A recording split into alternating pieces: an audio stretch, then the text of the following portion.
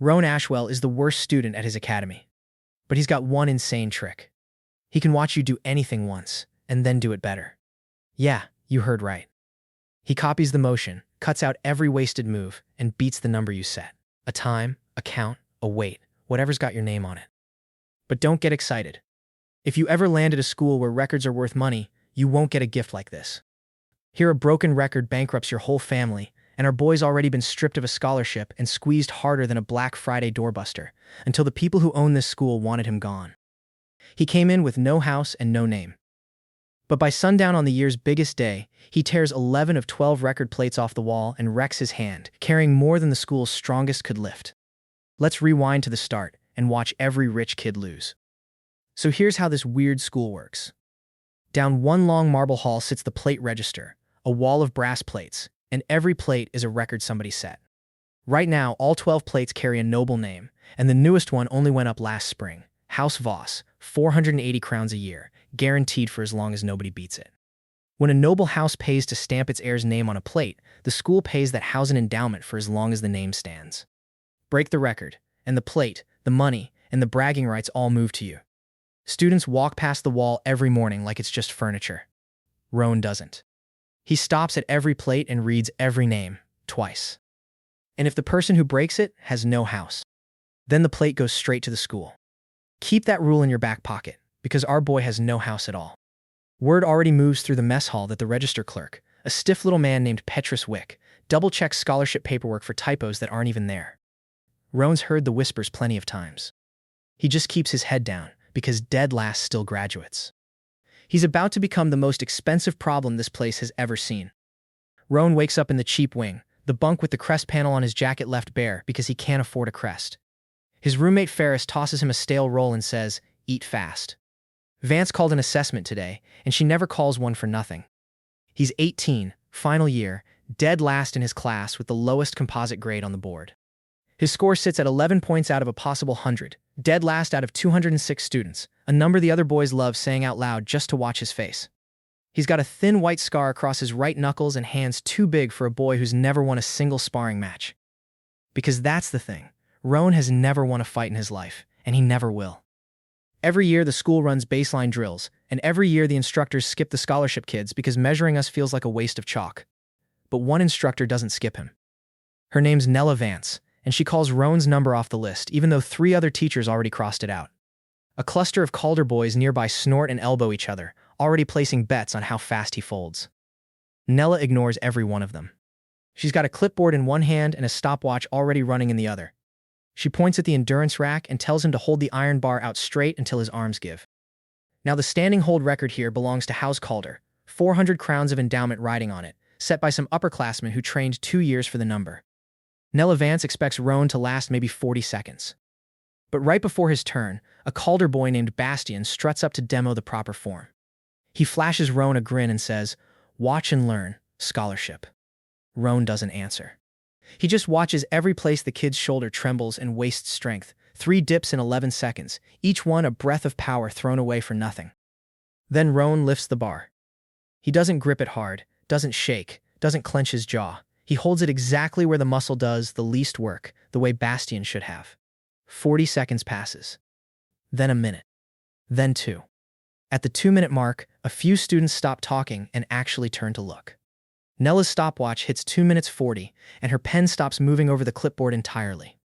Someone in the back mutters, "That's not possible. Nobody holds past 2:10, and nobody argues with him." The Calder boy's smug grin melts off as the clock keeps climbing. Nella Vance stops writing and stares. Roan holds the bar for 4 minutes and 11 seconds, shattering the record by more than triple, then sets it down like it's nothing. A first-year named Ivo Bram drops the water skin he'd been sipping and doesn't bother picking it up. Nella's pen rolls clean off her clipboard, and for a second nobody moves to catch it. A clerk walks over, unscrews the brass plate reading House Calder, and scratches the name out in front of everybody. House Calder's steward, stationed by the gate, goes pale and starts scribbling a message home before the scratch is even finished.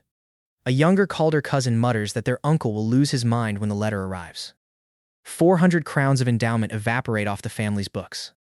Because Roan has no house, that money doesn't go to him. It goes into the school's pocket. Nella Vance looks at this kid like she just found a golden ticket. She asks him how he did it, and Rowan tells her the truth. He says he can't lift more than anyone, can't move faster, can't take a punch better. Nella asks if he's ever failed to copy a motion, and he admits it happened once, a knife trick that cost him 2 stitches. She writes the answer down twice, like she doesn't trust her own hand. He can only watch a thing done once and repeat it without wasted motion. Nothing more, nothing less. For Rowan, a talent like that is a trap, and he knows it the second the registrar's clerk starts smiling. Word of the Calder record reaches the money office by lunch, because 400 crowns hitting the ledger rings louder than any bell. The clerk hums while flipping through the pages, the same tune the kitchen staff hum counting coins at closing. Rowan's stomach drops before a word is said. The clerk pulls his file and finds the magic words: scholarship student, no sponsor, no house. The clerk explains it sweet as pie. The scholarship covers tuition, room, and meals, and in exchange, Rowan competes in whatever trials the school enters him in. Rowan asks if he at least gets to pick which trials. The clerk laughs like it's the funniest thing all week, then adds that the list can grow anytime the registrar spots another plate worth taking. Refuse an entry, and the scholarship's gone that same afternoon. So the school signs him up for the tower climb, the marksman's count, the deadweight hold, every measured trial on the calendar. Every trial has a plate. Every plate has a house. Every house has an endowment that comes loose the second Rowan wins. He does the math anyway. 3 plates this term could total more crowns than his family saw in a decade. He asks, quiet, whether any student has ever refused the entire slate. The clerk just shrugs. None of them lasted out the year. The school just found a machine that prints money by robbing noble families, and Rowan just realized he can't turn it off without ending up back on the street. That night, Rowan sits on his bunk doing the arithmetic nobody asked him to do. If he competes, he strips a rich kid in public, and rich kids' fathers hold grudges for a long time. His bunkmate Evo watches him from across the room and asks what's wrong, but Rowan just shakes his head. Somewhere down the hall, a door slams, and Rowan flinches like it's already House Calder's father coming to collect. If he refuses, he's expelled and homeless by dinner. There is no version of this where he wins quietly. The first trial is the tower climb, and this one belongs to House Perrin, 1,200 crowns, a record for sprinting the 240 steps of the old bell tower. The Perrin heir has held that plate for 3 years and treats it like a family heirloom. Bram Teller leans against the far wall, arms crossed, watching the new scholarship boy with open curiosity. The Perrin heir cracks his knuckles and tells Rowan not to bother taking off his jacket. Rowan shows up in his cheap boots, and the climb crowd laughs before he's even at the line. That's when a tall blonde kid pushes to the front, and everybody goes quiet the way people do around money. His name is Bram Teller, heir to House Barrett, and House Barrett owns 4 separate plates on that wall. Bram looks Rowan up and down, notes the bear crest panel, and says the scholarship charity case wandered into the wrong hall. 2 of his housemates flank him and laugh on cue, the kind of laugh that's been rehearsed at family dinners. A younger student near the door quietly steps back out of Bram's eyeline, not wanting any part of what's coming. Remember that face, because our boy and Bram are going to get very sick of each other. The Perrin heir goes first to show the peasant how it's done. He takes the 240 steps in 51 seconds flat, pumping his arms, taking them 2 at a time, and the crowd cheers like it's the World Cup final. Someone in House Perrin colors starts a chant before he's even finished, already counting the crowns in their head. Rowan just watches his feet. He watches every step where the Perrin heir bounces too high, and every corner where he swings wide and loses half a second to the wall. He counts the wasted steps under his breath, a running tally nobody else in the crowd thinks to keep. Then Rowan runs. He doesn't bounce, doesn't swing wide, doesn't take them 2 at a time. He takes the exact line that spends the least, hugging the inside of every turn tighter than a Tokyo Drift corner. Halfway up, his lungs start burning, and he shortens his breaths instead of slowing his legs. He hits the bell at the top, and the timekeeper's jaw drops. 44 seconds.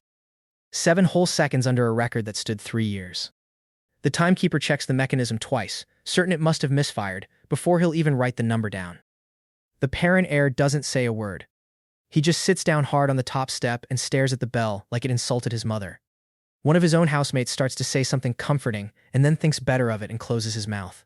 Down below, the clerk unscrews the House Perrin plate off the register and the 1,200 crowns go, once again, straight into the school. A House Perrin elder in the crowd turns and walks out without waiting to watch the plate come down. 2 houses down, and Rowan's been enrolled here about a week.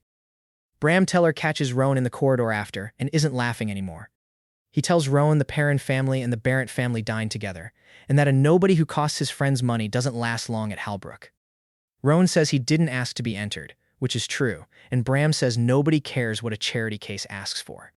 Bram's housemate behind him cracks his knuckles, just loud enough for Rowan to hear it. Then Bram bumps Rowan's shoulder hard enough to spin him and walks off, and his housemate spits near Rowan's boots before following. Rowan's roommate is a jumpy scholarship kid, we'll call the bookish one, and he's already terrified. He tells Rowan that the last scholarship student who embarrassed a house got his enrollment reviewed and vanished over one winter break. He adds, voice dropping, that nobody ever found out which house filed the complaint, only that it worked. Rowan doesn't answer. He's looking at the small stack of coins the school pays a scholarship student and doing the only math that matters, how few weeks that stack survives if he gets kicked out. The bookish one watches him count it twice and finally asks if Rowan's actually going to keep climbing towers, and Rowan just blows out the candle instead of answering. Nella Vance calls Rowan in, and she's the one person here who isn't smiling like a shark. She's the instructor who ran his first honest assessment, and she certified that Calder result with her own signature, which, file that away, puts her name on the line too. A folder of formal complaint letters sits closed on her desk, and she doesn't open it while Rowan's in the room. She warns him the houses have started asking the board questions about him. Rowan asks if she can unenter him from the calendar, and she says no instructor can override the money office. Nobody can, she repeats, like she's said it to herself more than once already this week. She tells him something useful instead. The school's founding charter protects unsponsored students from the houses, but only as long as its trials are competed, honestly. She pulls the actual clause from a drawer and taps the relevant line so he can read it himself. The day Rowan throws a result on purpose, that protection blinks out, and the houses can do whatever they like to him. She adds, quieter, that she's seen a scholarship student's protection stripped this way once before, and she never learned what became of him. So the cruelest joke of this whole place is that the only thing keeping Rowan safe is winning, the exact thing making everyone want him dead. Next up is the marksman's count, held by House Osric, 2,000 crowns for the most bullseyes landed in 1 minute with the heavy academy crossbow. This is a big plate, and the Osric heir is genuinely good, a girl who's drilled this since she could walk. A judge with a wax slate steps up to mark her shots one by one, calling each hit aloud so the crowd can count along. Her father, House Osric's steward, leans against the rail, already rehearsing the toast he'll give tonight. She runs her minute and lands 31 bolts dead center, a beautiful clean 31, and the range erupts. Somewhere behind the rope, a betting circle changes hands twice before the applause even dies down. Rowan has never held this crossbow in his life. But he watched all 31 shots, and he saw the half-second she loses every reload jerking the lever too far, and the little flinch she adds bracing for a kick that isn't there. The bookish roommate, standing at his elbow, whispers that he's counted the same flinch and thought he was imagining it. Rowan picks up the crossbow, and the Osric heir smirks because a boy with no talent holding her weapon is the funniest thing she's seen all term. She calls out to her steward father that this one won't even clear 20, loud enough for the front rows to laugh with her. Then Rowan starts, and he's not faster or stronger, he just doesn't waste anything. No overpull on the lever, no flinch, no wobble between shots, each reload the shortest possible path back to firing. Around the 15th bolt, the judge leans in over the target, certain his eyes are miscounting the cluster forming dead center. The bolts go out like a metronome, and the smirk on the Osric heir's face dies bolt by bolt. Her steward father stops rehearsing his toast and starts gripping the rail instead. When the minute ends, the marker counts 38 and calls the number twice because nobody in the crowd believes him the first time. 38 to 31. The Osric heir sets her jaw and won't look at the target. Her father pushes past the rope to inspect the bolts himself, running a finger along the fletching as if Rowan's arrows might be rigged. The clerk is already there, unscrewing the plate, scratching out House Osric, and 2,000 crowns slides into the school's accounts while Rowan quietly rubs a blister the crossbow left on his palm. The Osric heir drops her own crossbow into the dirt rather than hand it back to the rack boy. 3 houses stripped, and the hall's gone from laughing at him to whispering about him. That evening in the dining hall, you can feel the room split. The scholarship tables watch Rowan like he's a folk hero who might get them killed by association. The house tables watch him like he's a rat that learned to open the pantry. One of the younger scholarship boys works up the nerve to slide his own bread down the bench toward Rowan without a word. Bram Teller sits at the biggest table with the Perrin heir and the Osric heir, 3 broke plates between them, and all 3 are staring at the same skinny kid eating bread with no butter. Bram cracks his knuckles under the table, slow and deliberate, like he's counting down to something. The bookish roommate does the counting for once, on his fingers, wide-eyed. Calder, Perrin, Osric, 3 houses, 3,600 crowns yanked off the board in under 2 weeks. He asks Rowan if he understands that every crown of that went to the school and not to Rowan, so Rowan's making powerful enemies for a payday he'll never see. He adds, quieter, that he saw Bram Teller watching Rowan's hands at dinner like he was memorizing them.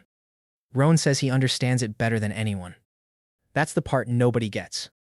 The money office is thrilled, obviously. The clerk greets Rowan like a favorite nephew and hands him the fattest entry yet, the deadweight hold, House Barrett's flagship plate, 5,000 crowns, set personally by Bram Teller 2 years ago. He slides across a second sheet too, the plate's full history, every challenger who's failed it listed in neat clerk's handwriting. This is the one Bram's father brags about at dinners. And the school just signed the charity case up to try and take it. Rowan sees exactly what they're doing. The school knows a Barrett plate is worth a war, and they're entering him anyway because 5,000 crowns is 5,000 crowns. He asks the clerk, straight out, what happens to him after he humiliates the most powerful house in the school. The clerk's smile doesn't move an inch while he stamps the entry form and slides it into the ledger stack. The clerk just smiles and says that's above a scholarship student's pay grade, which is clerk speak for not my funeral, buddy. The deadweight hold is exactly what it sounds like. You take the loaded academy bar across your shoulders and stand there while they add plates until you drop, and the record is the last weight held for a full 10 count. Bram Teller's record is a monster, set with real muscle behind it. Bram struts to the bar, and here's the problem for Rowan. He can't outlift Bram. Not even close. A knot of houseboys near the rack starts a side wager, coins slapping palms before Bram's even chalked his hands. But the hold isn't a lift, it's a hold, and holding is about where the weight sits, not how strong you are. Bram loads up and holds his old record weight for the count, showing off, and Rowan watches every place Bram's spine fights the bar instead of stacking under it. Bram sets it down to applause and tells Rowan to enjoy getting flattened. The house tables laugh. One of Bram's friends flips a coin toward Rowan's feet and tells him to buy himself a spine. Rowan steps to the bar. Rowan can't hold more than Bram by being stronger. He holds more by wasting nothing, bones stacked dead straight under the bar, weight running through him into the floor instead of into shaking muscle. They add a plate. He holds 10. The loader calls the count in a flat, bored voice, and around 7 it stops sounding bored. They add another. He holds 10. His jaw stays loose the whole time, and the older students in the back start pointing that out to each other. The room stops laughing around the third extra plate. The loaders keep stacking iron, and Rowan just keeps stacking his frame under it, breathing slow, eyes flat.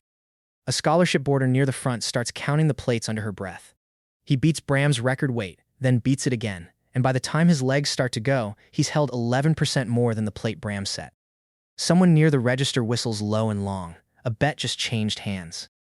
Rowan lowers the bar with control, doesn't drop it, and the strength hall is dead silent. The clerk walks up to the register, and for the first time it's a Barrett plate coming off. 5,000 crowns, Bram Teller's name scratched through with a clerk's little knife. The dry scratch of it carries to every corner of the hall. Bram watches his own name get crossed out and something behind his eyes shuts off. One of his friends starts to clap out of habit and stops halfway. This is where the polite part of the story ends. Bram catches Rowan alone in the north corridor, and this time there's 4 of them, houseboys with rings on. One jams a shoulder into the door behind Rowan so it clicks shut, sealing the corridor off. Bram tells Rowan that money's one thing and family name is another, and that Rowan just spat on the Barrett name in front of the whole school. Rowan says the school entered him, and he can't refuse. Bram says he doesn't care whose idea it was. A broke charity case is going to learn some manners. Rowan does not fight. He can copy a measured motion he's watched, but 4 angry airs swinging in a hallway isn't measured anything, and a person adapting to him in real time is the one thing his trick does nothing against. So Rowan covers up and takes it. He eats a ring across the cheek and goes down against the cold stone, and he does not swing back once. One of the boys kicks him in the ribs for good measure. Somewhere above them, a door opens onto the corridor and shuts again fast. It's a passing prefect, the tired senior on hall duty, who ends it, not Rowan. She rounds the corner, sees 4 crested boys standing over one bleeding scholarship kid, and starts writing names in a little book, reading 2 back out loud as she writes. The houseboys scatter, because names and books are the one thing that scares them. Rowan gets up, spits blood, and says nothing, because he already knows how this goes. The prefect crouches down and asks if he can walk, and he says he can, before he's actually sure that's true. Nella Vance cleans the cut on his cheek herself, furious at the whole rotten setup. She tells him the prefect's report will go nowhere, because the Barrett family funds the prefect's banquet, and money buys short memories. She sets a jar of bruised salve on the windowsill and pushes it toward him without a word. Rowan asks why she even bothers with him. She says because she measured him honestly once and won't start lying now. Before he goes, she opens her own ledger and writes down the date of the corridor beating next to his name, in ink, like evidence she intends to keep. Paper outlives memory, she tells him, and someday somebody will want to know exactly when this started. Roan lies awake with an ice rag on his face and the bookish roommate whispering that it's only going to get worse. 4 houses down now. Calder, Perrin, Osric, Barrett. 9,600 crowns off the board, all of it in the school's pocket, and a fresh bruise on Roan's cheekbone, his only cut of the profit. The roommate says he heard Osric's cousins muttering about the survey trial already, wondering who's supposed to lose next. Roan doesn't answer, just presses the ice tighter and stares at a crack in the ceiling. How does a boy with no house survive making the richest families in the kingdom pay? Down the hall, someone laughs too loud for this hour, and Roan flinches before he can stop himself. Next morning, the money office doesn't even flinch about the corridor beating. The clerk slides a heavy envelope across the desk instead, not a trial entry, cash. House Calder, the first family Roan ever stripped, has sent 400 crowns directly to him, exactly what they lost, with a note attached. The clerk, a thin man named Pell, who's never once bothered to meet Roan's eyes before, actually looks at him now. Roan turns the envelope over twice before he breaks the seal. The note is a bribe dressed up as a gift. House Calder would be so grateful if Roan felt too unwell to compete in the upcoming survey trial, where a Calder cousin hopes to reclaim some standing. It names him, Ivo Calder, a boy who deserves one clean win before he graduates. Pull out sick, keep the 400, everybody's happy. Roan holds more coin than his scholarship pays in half a year. He counts it once, slowly, not because he doubts the number, but because his hands want something to do while his head works out the trap. Roan pushes it back across the desk. Not because he's a saint, he tells the clerk plainly he'd love the money. It's because Nella Vance's charter rule is burned into his head. The day he throws a trial on purpose, his charter protection dies, and the houses stop needing bribes and start needing a shovel. Clerk Pell flinches at the refusal, like he'd already mentally spent the 400. Taking a dive isn't safe. It's how a scholarship kid disappears over winter break. Roan asks Pell to write down, officially, that the envelope was declined and returned unopened, and Pell does it without arguing. Word gets around that the charity case turned down clean money, and it makes the houses angrier, not calmer. To a noble, a boy who won't be bought isn't principled. He's a variable they can't control, and nobody hates that more than someone whose whole life is buying outcomes. 2 tables over, the Perrin twins go quiet mid-meal and start listening instead of eating. Bram Teller hears about the refused envelope and smiles, which is worse than his frown. He taps his knuckles on the table twice, slow, then tells his table it's time to stop asking nicely. Before the next trial, a smooth older student flags Roan down in the courtyard, dressed sharper than anyone we've met. He's the heir to House Crane, a family that doesn't own a single plate Roan's broken, and he wants to talk business. He introduces himself as Ashwin Crane and doesn't offer a handshake, just a long, unhurried look, the kind you give something you're already pricing. He says he's noticed the charity case is making the school rich and getting bruises for it. Bad accounting. He's got a proposal that sounds, for about 10 seconds, like a way out. Here's the pitch. House Crane will sponsor Roan, put its crest on that empty panel, adopt him onto the rolls as their student. Roan glances up at the one bare gap among all the hanging house crests and understands exactly what Crane wants filled there. The second Roan has a sponsor. Every plate he wins stops going to the school and starts going to House Crane. Ashwin smiles and says Roan could keep competing, get proper meals, sleep somewhere that doesn't leak, and never carry a bruise for the school again. Already talking like the answer is decided, not offered. Sounds great, right? That's the problem. Roan asks the one question that matters. If he's Crane property, does that stop Barrett and Vantry from hating him? The Crane heir's smile flickers, and that flicker tells Roan everything. A sponsored Roan is still stripping houses, just for a different owner. Now a weapon House Crane points at rivals while it stands safely behind him. He runs the arithmetic out loud in his head, because a wrong guess here costs more than a trial ever could. He'd trade the school's leash for a nobler-looking one and twice the enemy's. A servant hovering near the fountain pretends not to be listening. Roan clocks him anyway. He says no. The Crane heir drops the friendly act. An unsponsored nobody who turns down a house doesn't get a second offer. Only enemies, he says, and Crane could just as easily join the families working to bury him.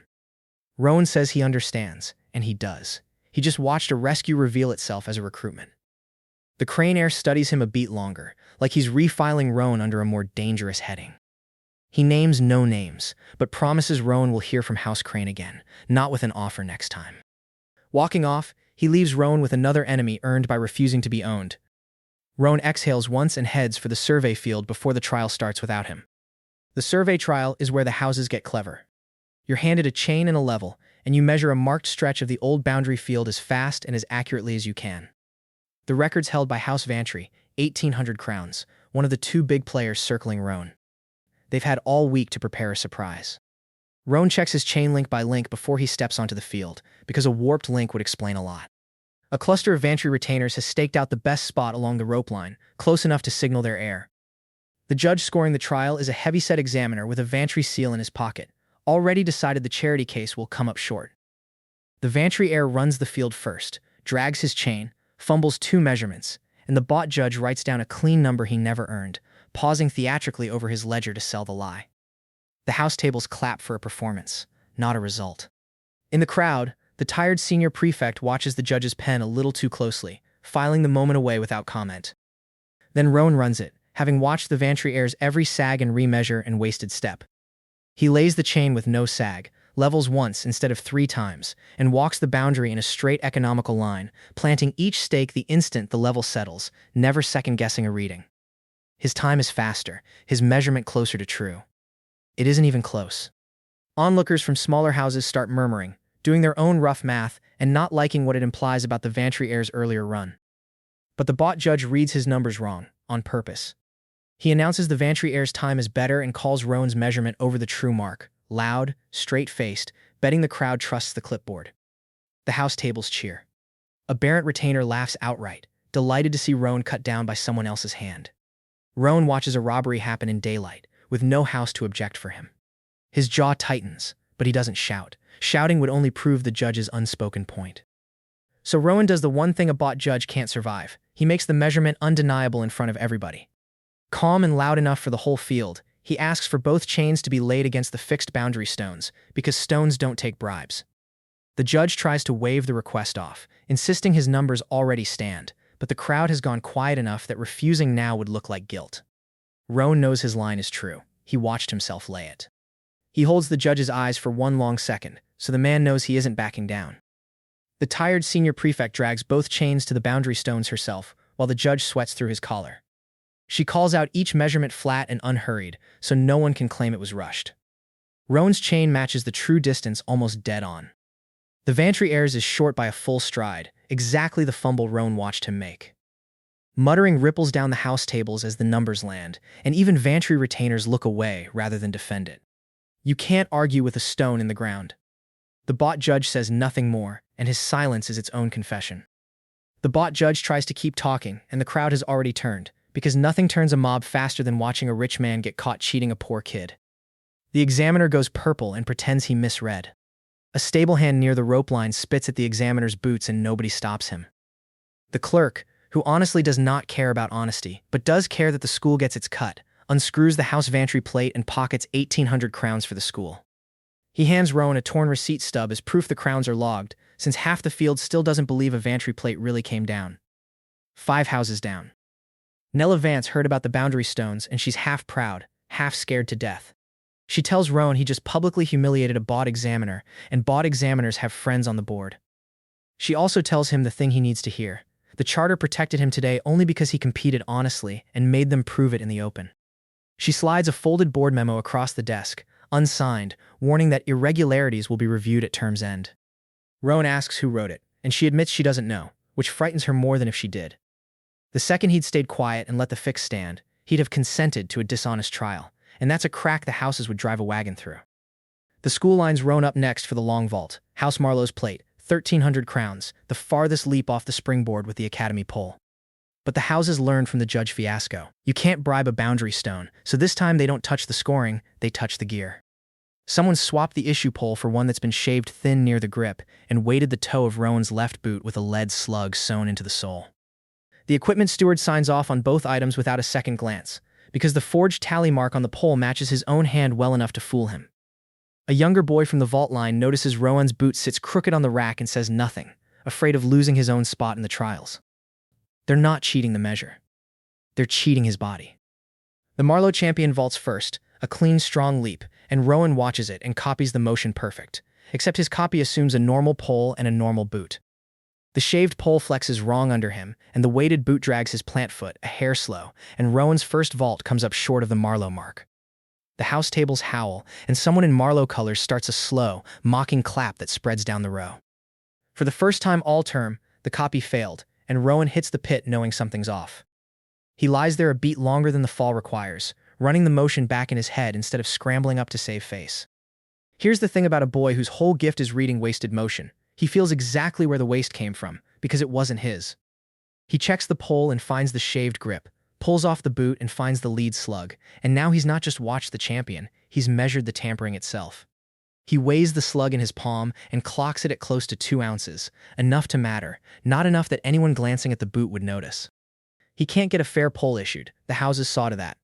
A trial marshal offers to lodge a formal complaint, but Rowan waves it off, knowing a complaint just buys the houses time to hide the evidence. So he does something harder. He recalculates the vault around the broken gear. Rowan plants with the weighted boot early to beat the drag, and grips above the shaved section so the bad flex works for him instead of against him. It's not a copy of the champion anymore. It's a copy corrected for sabotage, live, in his head. He hits the board, the thin pole bends, he times the release to the broken bend, and he sails past the Marlowe mark by 1.5 feet. The pole cracks clean in 2 on landing, and the snap echoes loud enough that the judge's table goes quiet before the crowd even starts cheering. 1,300 crowns, House Marlowe, gone. Try sabotaging a kid who reads sabotage. Up in the stands, the Barrett and Vantry heirs exchange a look, and it's not a happy one. They just learned that gear sabotage doesn't reliably work, because Rowan's talent turns a rigged pole into just one more motion to solve. Bram mutters that beating the boy at anything he can watch is a losing game. A Marlowe steward tries to argue the broken pole proves nothing, and Bram cuts him off before he can finish the sentence. His father, watching from the back, says the quiet part out loud. Then they'll have to make sure there's nothing for the boy to watch at all. He turns to leave before the closing bell even rings, already done with the day's trial. That plan shows up at the next trial, the distance hurl, House Dunmore, 1,600 crowns. The Dunmore champion has been coached to give Rowan nothing. He refuses to warm up in the open, keeps his back turned, and hides his official throws release with a hunched, ugly motion no one could read clean. A Dunmore steward guards the tent flap all morning, turning away anyone who drifts close with a spyglass or sketchbook. Rowan needs to watch a feat once to copy it, and the champion just made his one throw unreadable on purpose. This is Rowan's talent hitting a real wall. Somewhere behind the ropes, a Dunmore elder claps once, satisfied, like he's already spent the crowns in his head. The disguised throw still travels far, because the champion is genuinely strong, and the ugly motion costs him little on a raw power event. Rowan stands at the line with no clean motion in his head. He's got nothing. A charity case with no house, no strength, and now no demonstration to steal. The house tables are already grinning, because this is the day they've been waiting for. Someone in the Dunmore section starts a mocking clap that spreads down the bleachers. A trial official quietly starts drafting the win in Dunmore's favor before the throw is even called. Rowan's own housemistress grips the rail and says nothing, because there's nothing left to coach. But here's the near miss saved by patience. Rowan remembers the champion did throw clean once. A single unguarded practice hurl behind the equipment tent that morning before the coaches told him to hide it. Rowan was there getting his own gear and caught it out of the corner of his eye. One clean throw is all his talent ever needs, and the champion gave him one by accident hours ago. He closes his eyes at the line and runs the motion twice in his head, checking the shoulder turn against what he remembers. A trial marshal calls time, impatient, and Rowan raises one hand for 30 more seconds to be sure. So Rowan copies the clean practice throw, not the ugly official one. The honest release the champion tried to bury, minus the wasted arc, Rowan caught even in a warm-up. His hurl leaves his hand smooth and flat, eats up the green, and lands a stride past the Dunmore mark. A judge jogs out with the measuring cord and calls the distance twice before he trusts it enough to announce. The champion stares like he's seen a ghost, because he did everything right and still lost to a throw he thought nobody saw. He rounds on his own coach, demanding to know who was watching the tent that morning, and the coach has no answer. 1,600 crowns, House Dunmore, off the board. That night, the scholarship tables are practically vibrating. Marlowe, Dunmore, Vantry, 3 more houses down since the last count, 5,000 crowns swept off in a week, and Rowan's plate collection is getting genuinely absurd. A younger scholarship boy asks Rowan to touch his lucky coin for good fortune, and Rowan does it just to make him smile. But here's what the cheering kids don't see, and Rowan does. Every plate he takes is another family that would happily watch him fall down a well, and the wells are getting deeper. He notices 2 older students he doesn't recognize watching him from the doorway, not eating, not talking, just watching, and decides not to mention it. Then the houses stop threatening and start hurting people around Roan. Roan returns to the dorm to find his bookish roommate curled on the floor with a split lip and a cracked open trunk, belongings dumped and stomped. A hallway proctor arrives moments after Roan, takes one look, and runs for the infirmary without waiting to be asked. The kid says 3 crested boys came looking for Roan, didn't find him, and left a message on the nearest scholarship body they could reach: keep winning, and it gets worse for everyone near you. Roan kneels and starts gathering the scattered books before he does anything else, stacking them by size out of pure instinct. Roan sits with the roommate all night, and this is the beat where the cost stops being his alone. The kid never broke a record or took a crown from anyone. He just had the bad luck to bunk with the boy who did. Around midnight, the roommate manages a joke about his own bad luck, and Roan laughs despite himself, grateful for anything that isn't silence. Roan offers to help him request a room transfer, away from the blast radius, and the roommate, bleeding lip and all, says no. He pulls a spare blanket off his own bunk and tosses it to Roan without a word, nodding toward the floor like the matter's settled. He says somebody at this school ought to stand next to Roan, even a coward, and that's the first real friend Roan's ever had. Nella Vance files a report on the dorm attack, and it vanishes into the same drawer as the last one. She tells Roan the houses have crossed a line. They're not defending plates anymore. They're punishing everyone in his orbit to pressure him into throwing a trial and killing his own protection. It's smarter than beating Roan, because Roan can take a beating and keep winning, but he can't take watching his only friend get hurt for his choices. She slides the report back across the desk and taps the date stamp, telling him to remember exactly when it was filed and ignored. Roan asks who signed off on burying it, and she won't give him a name, only a look that says the name wouldn't help him anyway. She tells him to be careful who he lets get close. It's already too late for that. He says so out loud, and for once she doesn't argue the point. The school enters him in the paired relay next, House Halloway, 1,400 crowns, and this one's a nightmare for a lone wolf. You run it with a partner, passing a weighted baton, and the record's the combined time. The announcement board lists the baton's weight and the exchange zone's length down to the foot, as if precision on paper could make up for the chaos of 2 bodies moving together. Roan can copy a runner he's watched, sure. But a relay lives or dies on the handoff, and a handoff is 2 people adapting to each other in real time, which is exactly the thing Roan's talent does nothing against. Word spreads through the dormitory by lunch that Roan needs a partner, and the whispering only sharpens the bruise the houses already left on his reputation. He needs a partner, and no scholarship kid wants to be near him. Nobody volunteers. The scholarship kids like Roan as a legend and fear him as a target, and standing on a track beside him is a great way to get your trunk stomped. Then a hand goes up. The bookish roommate, split lip and all, steps onto the track. He says he's a terrible runner, which is true, but he figures he's already on the houses list, so he might as well be useful. A couple of onlookers laugh under their breath at the mismatch, and the roommate ignores them and starts stretching like he means it. Roan tries to talk him out of it, listing every way the plan could go wrong. The kid won't budge, and he answers each objection with the same flat sentence: somebody has to. Here's the trouble. Roan can run his own leg flawless, copying the Holloway champion's economical stride, but the handoff is where his talent goes blind. He can't copy his own panicking partner mid-pass, because the kid keeps changing what he does every time Roan adjusts. In practice, they fumble the baton 3 times, and each fumble is Roan reaching for emotion that won't hold still. On the second fumble, the baton skids off the track and into the grass, and the roommate chases it down, apologizing before Roan even says a word. By the third fumble, the roommate's hands are shaking badly enough that he asks to stop for the day. This is the same wall as the adapting opponent, just wearing a friend's face.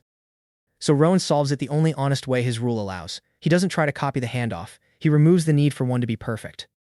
He watches the Halloway pairs pass and finds the one moment the receiver's hand is steadiest, then tells the roommate to do exactly one thing and nothing else. Hold the hand still, right there, and let Roan put the baton in it. The roommate asks if that's even allowed, and Roan tells him nobody ever wrote a rule against standing still correctly. Take the 2-person variable and shrink it to a single fixed point Roan can aim at. It's not copying. It's engineering around his own limit. They run the fixed handoff a dozen times that evening until the roommate's hand stops shaking on its own. Race day, and it nearly falls apart anyway. The roommate runs a slow, weaving leg, giving away a big lead, and the house crowd's already laughing at the charity relay. A few of them start a slow clap meant to mock the gap, and it only makes the roommate push harder through the last stretch. But the handoff, the one thing they drilled, goes clean, hand held still, baton placed, no fumble. Then Roan runs the anchor leg like a machine, copying the champion's stride with nothing wasted, and eats the entire lead alive step by step. The mocking clap dies out somewhere around the final bend as the gap disappears.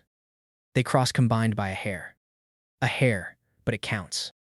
The margin's so thin, the timekeepers check it twice, and even the bought ones can't shave a number that close with the whole track watching. House Holloway's 1,400 crowns comes off the board, and the scholarship tables go feral. One of their own ran beside him and lived. The roommate throws up behind the stands and grins the whole time. Best day of his life. A proctor jogs over to check his pulse, and the roommate waves him off, laughing between gasps. Roan crouches down and asks, quietly, if his legs still work, and the kid answers by trying to stand and sitting back down. The crowd starts chanting the roommate's name along with Roan's, which nobody saw coming, least of all the roommate. That night, the dorm's different. A few more scholarship kids drift over, the ones who watched the relay and decided the folk hero might be worth the risk. Roan spent this whole story being a machine that costs people things, and for the first time he's a person, a couple of people would stand near. He warns them, it makes them targets. They stay anyway, and Rowan learns the thing that's going to make the ending hurt. Having people to lose is worse than having nothing. A thin kid named Fen sets a chipped mug of tea on the windowsill without a word and sits across from him. Another asks flat out how much Rowan's cut of the winnings is, and when he tells them, the room goes quiet, recalculating. Rowan catches himself memorizing their faces the way he used to memorize house sigils, filing them somewhere he can't afford to file people. Someone starts a bad joke about the Reyes heir's climbing shoes, and for a few minutes the room just laughs, and Rowan laughs too, surprised at his own voice doing it. The houses try a new angle at the sheer climb. House Reyes, 1,700 crowns, fastest ascent of the overhang wall. House Reyes brings a cold, clever heir who skips gear sabotage for something subtler. He bribes the timekeeper to stop his own clock, a beat early, and start Roan's a beat late, stealing a second from each side. It's the boundary stone trick's cousin, harder to catch since there's no chain to find. The timekeeper is new to the post, transferred in after the last one got quietly removed, and nobody thinks to double-check a stranger's honesty in his first week. Roan clocks the handoff anyway. A folded note passed inside a rulebook during equipment check, gone before anyone looks up. He says nothing to the officials. An accusation with no chain of coins behind it is just a rumor, and rumors don't move numbers off a board. The Reyes heir climbs a genuinely fast ascent, and the bribed clock's early stop makes it look even faster. Roan watches every reach and finds the two spots the heir overgrips and loses tension on the overhang. He knows he can beat the real time. The problem is the fake time. The number on the clock isn't the number the heir actually earned, and Rowan can't outclimb a stopwatch that lies. The Reyes heir doesn't celebrate at the top. He just checks his hands for chalk residue, already bored, already certain. Down at the base, House Barrett's crest flutters next to House Vantry's on the same banner pole, close enough that Rowan notices the two houses have started standing together. A younger climber whispers that the time looks impossible for anyone, let alone Rowan, and her friend just shrugs like it doesn't matter who wins anymore. So Rowan does what he does, takes the cheat off the table by making the margin too big to fake. He can't stop the timekeeper's thumb, but he can climb so far under the real time that a stolen second on each end isn't enough to bridge it. He copies the Reyes ascent, minus the two lost tension grips, wastes nothing, flows up the overhang like the wall saved his number in its phone. He doesn't beat the record by a hair, he beats it by daylight. Halfway up, he skips a hold entirely, cutting to a crimp the Reyes heir never used, and a gasp runs through the scholarship tables like a current. The timekeeper's thumb hovers over the stop button, and for one long second he doesn't press it, like he's hoping Rowan will slip and make the lie unnecessary. Rowan doesn't slip. He tags the top plate so hard it rings, the sound carrying over the crowd like a bell announcing something already decided. When Rowan touches the top, even the bribed clock, early start, late stop, every thumb on the scale, still reads well under the Reyes mark. You can steal a second. You can't steal 5. The timekeeper goes pale, the crowd does the math, and there's nothing to argue. 1,700 crowns, House Reyes, unscrewed off the board while the cold air watches with a face like a vending machine that just ate his last coin. That look is going to matter later. A junior official starts to say something about remeasuring the run, and the Reyes heir cuts him off with one flat word, done. The timekeeper packs up his gear without meeting anyone's eyes and is gone from the grounds before the board's updated. Rowan climbs back down slow, on purpose, letting every scholarship kid at the base get a good long look at the number before anyone with a reason to explain it away can. The Reyes heir doesn't rage like Bram. He finds Rowan alone in a stairwell, calm, which is scarier. He says Bram throws punches because Bram's stupid, but he prefers arithmetic. Every plate Rowan holds is a number on a page, and numbers on pages can be erased by people who own the page. House Reyes, House Barrett, and House Vantry are about to go find the biggest eraser in the school. He adds that he watched Rowan skip that hold on purpose, and that showing off the margin was its own kind of mistake, because now 3 houses know exactly how much slack they need to close. Rowan asks, evenly, whether that's a threat. The air corrects him. It's a schedule. Then he walks up the stairs, unhurried, footsteps fading until the stairwell is quiet enough that Rowan can hear his own pulse counting down something he doesn't have a number for yet. Rowan tells Nella about the stairwell, and she goes quiet in a way he hasn't seen. She says the houses have stopped competing with him, the dangerous phase, when a house stops trying to win and starts rewriting the rules. She counts his plates aloud, 9 houses stripped, each with a grudge now. She pulls a ledger from her drawer and starts a second list, one for grievances instead of records. The next blow won't come at a trial, she says. It'll come on paper. She asks him to write down everything Reyes said in the stairwell, word for word, while it's fresh. His hand shakes on the 3rd line. She reads it twice, folds it, and locks it away with the ledger. Up in the board wing, the houses stop working alone. House Barrett, House Vantry, and now House Reyes sit down together, the turn where they quit trying to beat the boy at trials. Bram Teller's father lays it out cold. You don't outmeasure a machine that reads your wasted motion. You unplug it. A Vantry elder objects says the boy earned every plate fair and gets talked over inside a minute. Reyes's man says nothing for most of the meeting, then asks one question. What happens to the instructor who signed off on the first result? The room goes still. Nobody had said her name yet. The plan is beautiful and evil. They won't fight Rowan's records one at a time. They'll move the board to void every plate he holds, at once, on a technicality, an unsponsored student improperly enriching the school. Void the plates, and the trials count as never honestly held. Undo the honest trials, and the charter protection that keeps Rowan safe from the houses switches off. Teller's father drafts the wording himself, choosing each phrase for how hard it'll be to challenge later. Someone asks what happens if the board refuses to vote their way. The answer is a second, thicker folder, already prepared. They agree not to move until the founding examination is announced, so the timing looks like coincidence. They need a lever, and find one with Rowan's name on it. Nella Vance, the instructor who certified his very first result, the Calder hold, with her own signature. The board controls where instructors get posted, so the houses make the offer plain. Rule the way we want on Rowan, or your certification gets called fraudulent and your posting gets sent to the far frontier. They send it through a clerk instead of a house head, so no one important signs their name to the threat. The clerk waits outside her office for an answer before he's allowed to leave. She reads it once, says nothing, and sends him away without a reply. They've turned the one adult on Rowan's side into a hostage. Nella tells Rowan the whole thing herself. She's not the type to hide it. Stand by her honest certification, and she loses her posting to a border school nobody comes back from. Cave and call her own signature a lie, and Rowan's plates get voided. She's stuck exactly where they want her, and so is he. Rowan offers to go to the board and take the blame off her, and she cuts him off before he finishes the sentence. That's exactly the move they're hoping he'll make, because a student confessing to nothing still hands them a headline. He sits back down. For a while, neither of them says anything. Here's the sentence that's going to sit on Rowan's chest for the rest of the story. The charter protects him only while the trials are honest, and Nella's posting survives only if the founding examination goes the house's way. He can't keep his protection and keep her. One of them is getting fed to the wolves, and the houses get to decide which. He asks her flat out whether she'd take the frontier posting if it meant his plate stayed standing. She doesn't answer fast enough for it to be no. Rowan asks if there's any trial big enough to settle all of it at once. There is. Exactly one.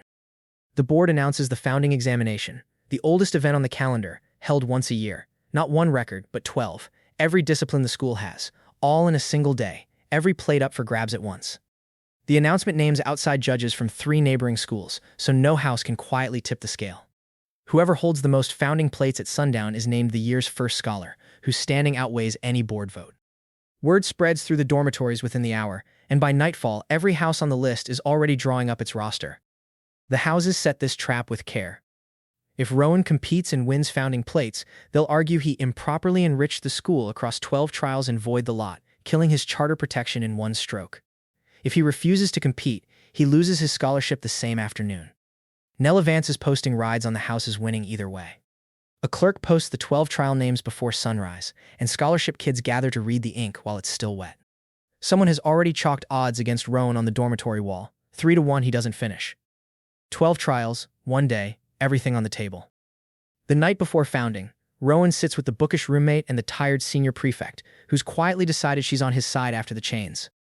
They lay out the 12 trials on a scrap of paper: sprint, hold, climb, count, survey, throw, swim, carry, balance, aim, dig, and last the founding carry, the brutal finale nobody finishes clean.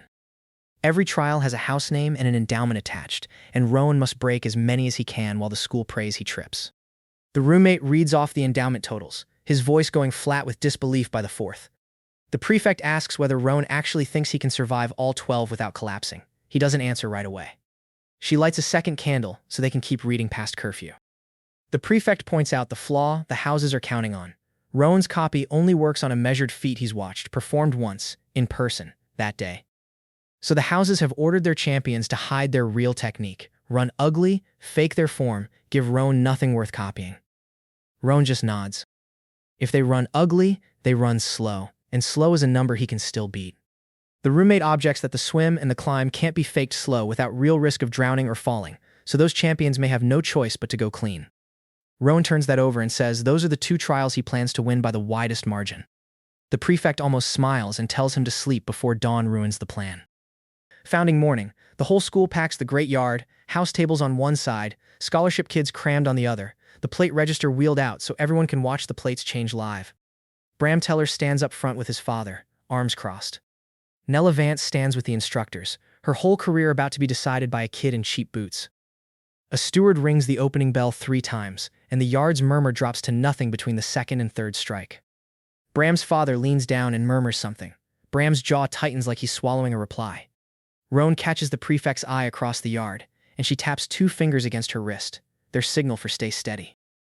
First trial's the flat sprint, House Marden's plate, 900 crowns. The Marden champion has orders to run ugly, flailing his arms and chopping his stride to give Rowan a garbage motion to copy. But garbage form is still slow form, and his ugly run only clocks a middling time. Rowan watched every wasted flail and runs a clean, economical line just under it. The Marden table goes dead silent as the timer stops, and a steward checks the mechanism twice before accepting the number. Plate 1 comes off the board. Marden's out 900 crowns. Second trial, the weighted throw, House Ferris, 1100 crowns. The Ferris champion tries a different trick, a deliberately bad wind-up to disguise her real release, sneaking the true power in at the end. Clever, but Rowan doesn't need her power, only her release point, and she showed him that in the last half second. He copies the clean release with no wasted wind-up, and his throw sails 3 feet past her mark. The Ferris champion stares at the landing spot, then walks off the field without a word to her own table. 2 plates down. By the third trial, the table realizes running ugly is backfiring, since ugly is slow, and Rowan just needs to beat slow. So they switch tactics. Now the champions go all out with real technique, betting genuine skill and years of training, simply outclass a boy copying cold.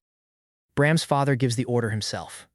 Bram argues for disqualifying Rowan on a technicality instead, but his father waves him off without looking up.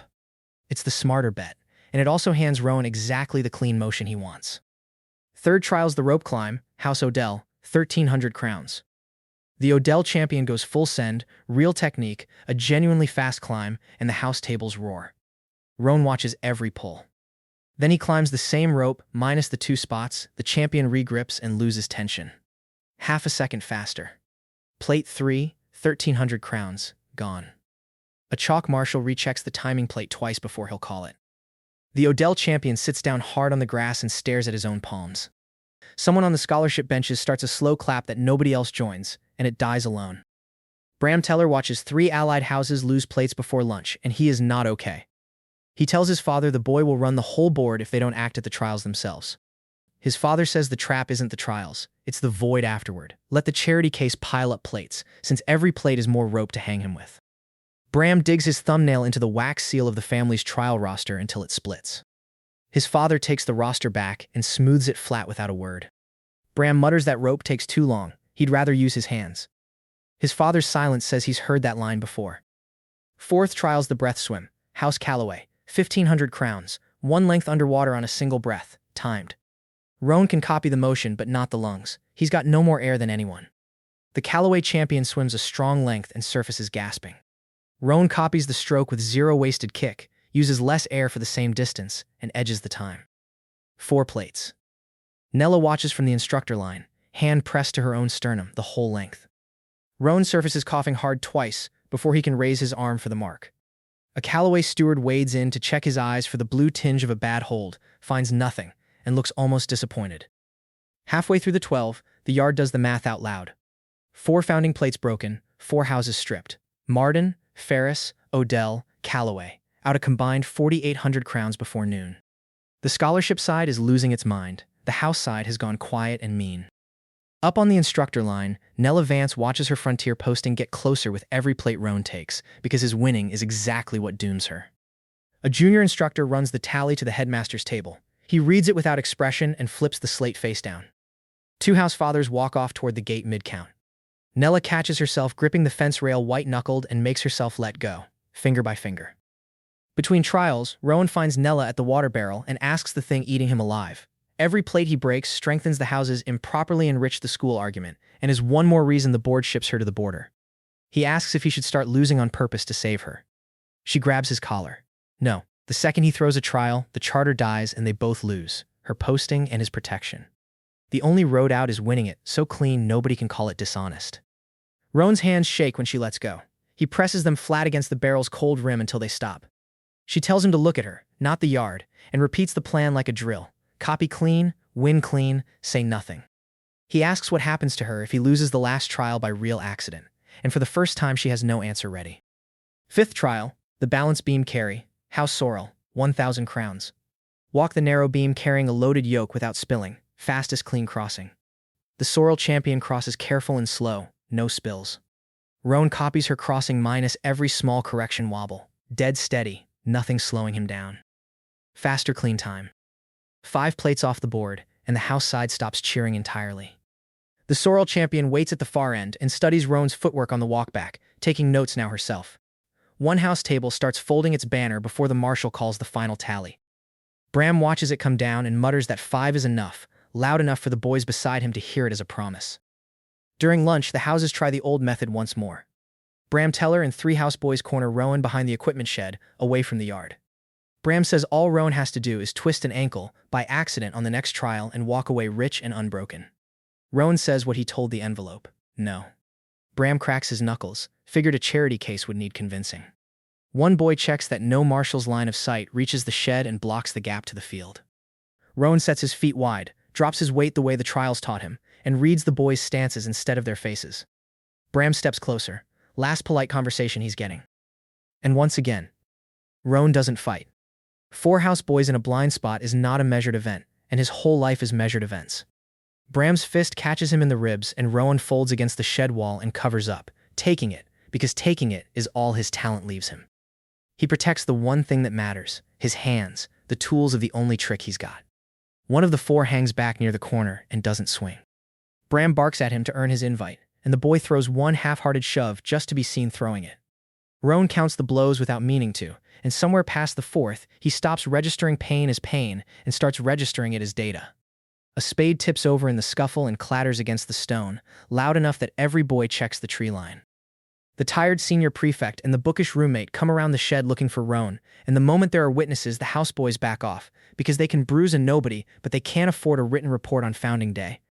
The prefect takes in the scene, the fallen spade, the 4 boys too close together, and says nothing, only writes a name in a small book he carries for exactly this purpose. The roommate crouches beside Roan and checks his hands before his face. Bram leans in close and tells Roan the beating's not the plan. The plan comes at sundown. Roan wipes his mouth, waves off the offered shoulder, and straightens himself against the shed wall. He's got 6 trials left and a bruised rib, and he goes back to the line. 6th trial, the trench dig, house pell, 800 crowns, most earth cleared in 3 minutes with the Academy spade. The Pell champion digs like a machine and clears a genuinely huge pile. A judge marks the pile's height twice, certain the first measurement was wrong. Roan can't outmuscle that pile, but he watched the champion waste a third of every stroke lifting dirt higher than needed, and Roan throws every spadeful the shortest distance that clears the lip. His bruised rib pulls with every third stroke, and he breathes shallow through it rather than slow down. Same effort, more trench. Plate 6, 800 crowns. 7th trial, the standing aim, house quill, 1900 crowns, a precision throw at a distant ring, best of 5. The quill champion is a specialist and lands 4 of 5 clean. The crowd murmurs at the 4th hit, already assuming the plate is decided. Rowan watched all 4 hits and the 1 miss, and copies the throw that landed while cutting the tiny hitch that caused the miss. His first throw goes wide from a small stumble in the rib, and he resets before anyone marks it as nerves. 5 of 5, dead center. The quill plate comes off, 7 houses down, Rowan wiping trench dirt off his hands. Up in the board wing, they see the disaster forming. If Rowan sweeps too many plates, voiding all of them at once starts to look exactly like what it is, a naked robbery of the year's clear winner. One older board member quietly suggests they simply let the boy win and count the loss, and gets shouted down before he finishes the sentence. Bram's father sends a runner down with new orders: stop feeding him clean technique. The runner nearly collides with a plate carrier on the stairs, rushing the message down in time. Every remaining champion runs ugly again, and they'll concede those plates and spring the void where it's safe. 8th trial, the reload count, House Ansel, 1,200 crowns. The Ansel champion follows the new order and works deliberately sloppy, posting a weak count on purpose. A teammate at the bench winces, not yet in on why his champion is throwing the trial away. It's the run ugly trick from this morning, and it fails the same way. Ugly is slow, and Rowan just needs to beat slow. He copies the clean version of even a sloppy motion and clears the weak count easily, finishing with breath to spare and no longer hiding it. 8 plates. This isn't a loop, because the houses keep changing the rules on Rowan, and each trial asks him something new. Ugly slow, then all-out real, then ugly again, then the swim where lungs mattered, the dig where he couldn't out-muscle, the aim where 1 hitch decided it. The roommate, tallying from the sidelines, mutters that no one trick should survive this many different tests and still be standing. Every rung's a different problem, and Rowan's 1 trick has to bend a different way each time. Behind the board's viewing rail, someone stops writing notes and simply stares. The 9th trial is where they finally find a bend it can't make. 9th trial, the live pace race, House Thorn, 2,000 crowns, and House Thorn did their homework. Their champion doesn't run ugly and doesn't run all out. He runs reactively, watching Rowan out of the corner of his eye and changing his line every time Rowan settles into a copy. Their coach shouts a single word from the rail, very, and the champion breaks stride on cue, proving the whole thing was drilled. And this is the one thing Rowan's trick does nothing against. He can't copy a motion that keeps changing to counter him. Rowan tries 3 times to lock a rhythm anyway, and each time the champion twitches just enough to spoil it. A person actively adapting is his hard wall, and everybody who studied him knows it. So Rowan loses the 9th. The Thorn champion keeps shifting. Rowan never gets a clean motion to lock onto, and the plate stays exactly where it was. Rowan stops mid-stride at the marker, hands on his knees, and just watches the other runner cross first. House Thorn keeps its 2,000 crowns in its plate, and the house tables finally get to cheer something real. Someone at the Thorn bench starts a chant of the champion's name, and it spreads 2 tables over before a proctor waves it down. It's the first record all day Rowan doesn't take, and it stings, and here's the thing. It also proves his talent has an honest limit, which matters more than you'd think for what's coming. Nella, watching from the rail, doesn't look disappointed at all. She looks like she's finally seen the 1 number she needed. So going into the last 3 trials, Rowan holds 8 of 11 founding plates decided, an absurd haul, and House Thorn holds the one that got away. 8 houses stripped, roughly 11,000 crowns swept into the school in a single morning, and the whole thing comes down to the final 3. A clerk at the scoring table has to retally the running sum twice because the number looks wrong the first time. And the 12th, the last one, the founding carry, is the monster the houses have been saving their real trap for. 10th trial, the endurance hold, House Grey, 1,600 crowns, and this is Rowan's home turf, the same kind of feat that started this whole mess back on day 1. The Grey champion holds a genuinely long time, real conditioning. Rowan stacks his frame under the weight with nothing wasted, same as the very first bar Nella Vance ever handed him, and outlasts the Grey number by a clean margin. His arms shake in the last few seconds exactly the way they did that very first morning in the yard. 9 plates. Nella mouths something to herself at the rail, too quiet for anyone else to catch, and doesn't write it down. The callback isn't lost on Rowan. He's right back where he started, just with the whole school hating him now. 11th trial, the high beam balance, House Ives, 1,400 crowns, longest time held on 1 foot on the narrow beam. The Ives champion is genuinely elegant and holds a long, beautiful balance, drawing a low murmur of approval, even from the house tables not backing her. Rowan watched every micro-correction that cost her, and holds the same balance, spending nothing on wobble, dead still, longer. The Ives champion finally steps down and just nods once at him, no anger in it, more like recognition. Plate 11, 1,400 crowns, and now there's exactly 1 trial left on the whole board. 10 plates broken, 1 lost to Thorn, and everything now rides on the 12th. The founding carry, House Vantry and House Barrett jointly, the biggest single plate in the school, 8,000 crowns, and the 2 houses hunting Rowan are the ones who own it. Of course they saved it for last. Of course the finale is theirs. Bram Teller stands up and walks toward the carry ground himself, because this last one he's running personally. He strips off his outer coat as he walks and hands it to a bench boy without breaking stride. Somewhere behind him, a Barrett elder calls out, "Finish it, Teller," loud enough for the whole yard to hear. Here's the founding carry, and it's cruel by design. You load a frame with iron on your back and carry it a marked 100 yards over broken ground, and the record is the heaviest completed carry. Heaviest weight taken the full distance without dropping.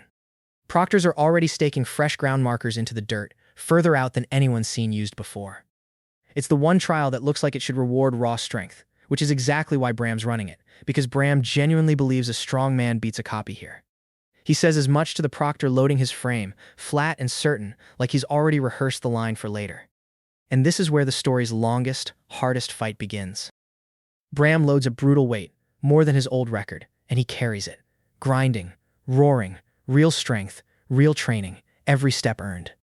He makes the 100 yards and drops the frame with a crash and a scream of triumph, and it's a genuinely huge number, the heaviest carry this school has seen in years. The house tables go wild. A junior scribe fumbles the scoring slate and has to be handed a fresh one by the proctor. Bram points at Rowan and tells him to try and copy that charity case. Someone near the teller bench starts a chant of his family name, and Bram lets it run 2 full rounds before raising both fists to cut it off himself. And here's the honest problem, said plainly, because his talent doesn't cheat.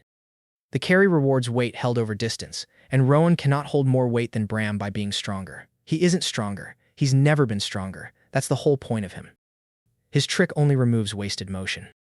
So the only way Rowan beats Bram's carry is if Bram wasted enough motion over those 100 yards to be worth more than the raw strength gap. Rowan watched every step. He's counting. He marks the count on his forearm with a scratch of chalk borrowed off the loader's cart, 1 tally for every visible waver in Bram's stride. By the time Bram's frame hit the ground, Rowan had 14 tallies, and he stares at them like they're an equation he's already solved. What Rowan saw was Bram fighting the frame the entire 100 yards, the load swinging on his back, his spine bucking against it, half his strength spent just keeping the iron from tearing him sideways on the broken ground. Bram carried a monster weight and wasted 1/3 of himself doing it. If Rowan can carry with the frame dead still, spending nothing on the swing, he might just close a strength gap he could never close head-to-head. Might. It's going to cost him. He runs the numbers again under his breath, lips barely moving, and this time he adds 5 more pounds to what he'd first guessed he could risk. A loader nearby overhears the muttering and quietly starts stacking extra plates before anyone gives the order. So Rowan tells the loaders to put more iron on his frame than Bram carried. The yard goes silent. It's more than Rowan has ever held, more than he should be able to lift, and the only reason it's even thinkable is that he's going to waste 0 motion carrying it. Nella Vance steps toward the line, and you can see she wants to stop him, because this is the trial where his one honest limit, he's not strong, could actually break him. She calls his name once, Sharp, and he doesn't turn around, just lifts a hand flat behind him, a signal she's seen him give before that means he's already decided. One of the loaders hesitates with the last plate in his hands, waiting for a nod that finally comes. Rowan gets the frame up and it nearly folds him on the spot. He stacks his bones dead straight under it, the way he's stacked under every weight since day 1, and he starts to walk. No swing. No fighting the load. Every ounce running clean through him into the ground, the iron riding still as a statue on his back, while his legs take a weight they were never built for. 5 yards in, his boot catches a loose stone and the whole yard sucks in a breath as one, but his ankle locks and the frame doesn't so much as tremble. The proctor calling distance stumbles over the number, resets his count, and starts calling it again in a steadier voice. 20 yards in, the cost arrives. This isn't a copy of a clean motion. There is no clean motion for a weight this far past your strength, so Rowan is holding perfect form by pure will, and perfect form under a killing load tears at you. His knuckles go white on the frame, the old white scar standing out, and the crowd stops cheering because they can see this isn't showing off. This is a boy carrying more than his body can afford. A thin line of blood starts at his nose, and he doesn't wipe it, can't spare the motion, and lets it run. Somewhere behind the rope line, a first year covers her mouth and grabs the sleeve of the student next to her without looking away. 50 yards. The frame hasn't swung once, which is the only reason he's still upright, but every step is spending something Rowan doesn't have. The house tables have gone quiet. Bram Teller isn't smiling. He's watching a kid he's beaten in every hallway carry a weight Bram couldn't, by wasting nothing, and for the first time Bram looks scared instead of angry. Nella Vance has her hand over her mouth. Bram's own hands curl at his sides, knuckles cracking, like he's fighting the urge to run out and pull the frame off Roan's back himself. Behind him, one of his housemates says his name low, a question, and Bram doesn't answer it. 70 yards, and here's where Roan pays for real. His right hand, the scarred one, starts to give, the tendons taking a load they were never meant to take, and he feels something in it go wrong, a hot wrong pull he knows he'll be feeling for a long time. He could drop the frame and save the hand. He doesn't. A steward at the rope line shouts for the medic to come closer, just in case. Roan hears it and shakes his head once, a small refusal nobody but the steward catches. He shifts the load onto the failing hand's partner and keeps walking, and he trades that hand for the last 30 yards. Somewhere behind him, the Calder boy, still wrapped in a blanket from his own turn on the bar, pushes to his feet to watch. 90 yards. 10. Roan's legs are shaking exactly the way the Calder boy shook on that first bar an eternity ago, but Roan is the one still standing under the weight. He takes the last steps one at a time, the iron dead still, his right hand hanging useless, and he crosses the 100-yard line. The line judge's flag drops before Roan's back foot even clears the marker, no argument left to make. Then, and only then, he lets the frame down, controlled, no drop, and the number is heavier than Bram's, heavier than anyone's. A junior scorer runs the chalked total to the masterboard twice, certain she's misread it the first time. For a second, nobody makes a sound. Then the clerk walks to the register and unscrews the biggest plate on the wall, House Vantry and House Barrett, 8,000 crowns, and scratches both names through at once. Bram Teller watches his family's last and proudest plate come off the board, carried away by a boy who never once beat him in a fight. Bram doesn't storm off. He stays rooted at the rope line, arms crossed, jaw working like he's chewing on the number. A House Vantry retainer in the crowd turns and walks out without waiting to see the rest posted. 11 of 12 founding plates. Roan Ashwell is the year's first scholar, and his right hand is ruined. And here's the gut punch you might have already felt coming. Roan just won so completely that he handed the houses their weapon fully loaded. 11 plates, 11 houses stripped in one day, nearly 20,000 crowns swept into the school. The single most improper enrichment of the school in Halbrook's history, exactly the phrase the board needs. He carried the heaviest weight of his life, and every pound of it is now evidence against him. In the crowd, a clerk already begins copying the day's totals into a second ledger, one none of the students are meant to see. The trap didn't spring during the trials. It springs now. Sundown, and the board convenes in the paneled wing while Roan waits in the yard, cradling a hand he can't close. A groundskeeper offers him a bucket of cold water for the swelling, and Roan sits on an overturned crate to soak it, watching the lit windows above. Bram's father stands and makes the move they've planned for weeks. He calls for every plate Roan won today to be voided at once, all 11, on the grounds that a sponsorless student improperly enriched the school across the whole founding board. Two other board members exchange a glance and say nothing, letting him carry the motion alone. And if the plates are voided, the trials count as never honestly held. And Roan's charter protection dies with them. Then they turn to Nella Vance and call her forward, because she's the lever. She sets both hands flat on the rail before she speaks, steadying herself against the room's weight. To void the plates cleanly, they need her to declare that her original certification, Roan's very first honest result, was fraudulent.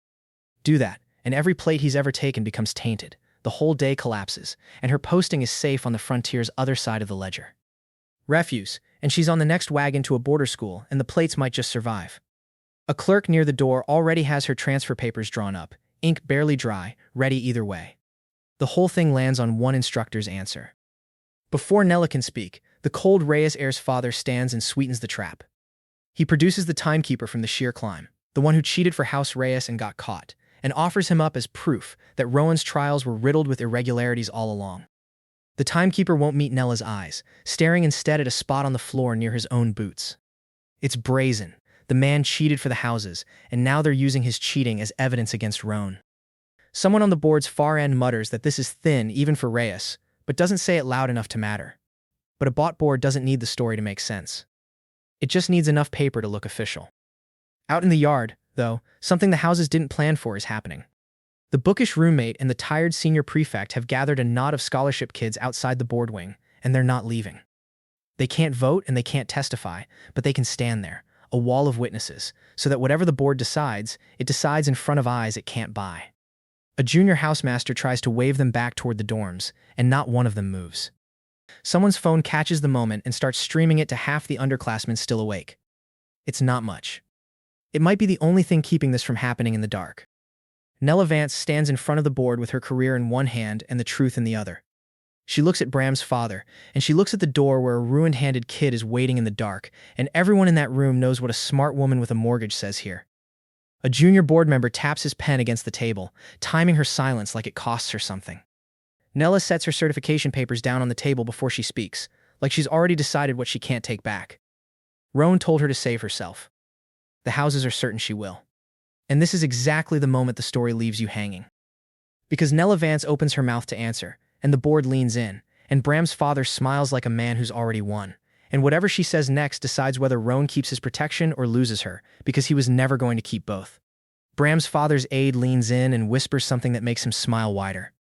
Outside, one of the scholarship kids presses closer to the door, straining to hear through it. One certification. One word. The whole thing balanced on it. And our boy can't even make a fist to fight for himself. So that's where we have to leave it. A nameless kid holding 11 plates and one wrecked hand, an honest instructor about to answer the only question that matters, and two furious houses ready to erase all of it. Somewhere down the hall, Rowan shifts his ruined hand and grits through the pain rather than call for help. The bookish roommate outside checks the time, counting the minutes the board has kept them waiting. Does Nella Vance tell the truth and go to the frontier, or lie and feed Rowan to the wolves, or is there a third move nobody in that room has seen yet? If you want to find out what she says, drop a like and a comment, and I'll get part 2 out. See you next time.